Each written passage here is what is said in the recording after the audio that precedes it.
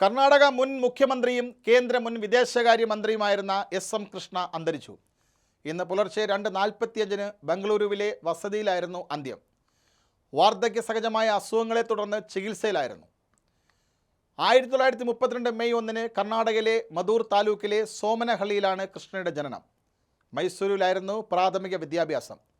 ബംഗളൂരുവിലെ government law കോളേജിൽ നിന്ന് ബിരുദം. ടെക്സാസിലെ ഡള്ളാസിലുള്ള സതേൺ മെത്തഡിസ്റ്റ് യൂണിവേഴ്സിറ്റിയിലും വാഷിംഗ്ടൺ DC-യിലെ ജോർജ് വാഷിംഗ്ടൺ യൂണിവേഴ്സിറ്റിയിലുമായി പഠനം പൂർത്തിയാക്കി.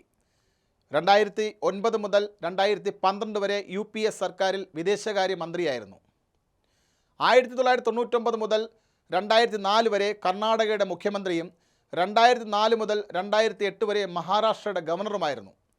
1989 ഡിസംബർ മുതൽ 1993 ജനുവരി വരെ കർണാടക വിധാനസഭയുടെ സ്പീക്കറായും പ്രവർത്തിച്ചിട്ടുണ്ട്.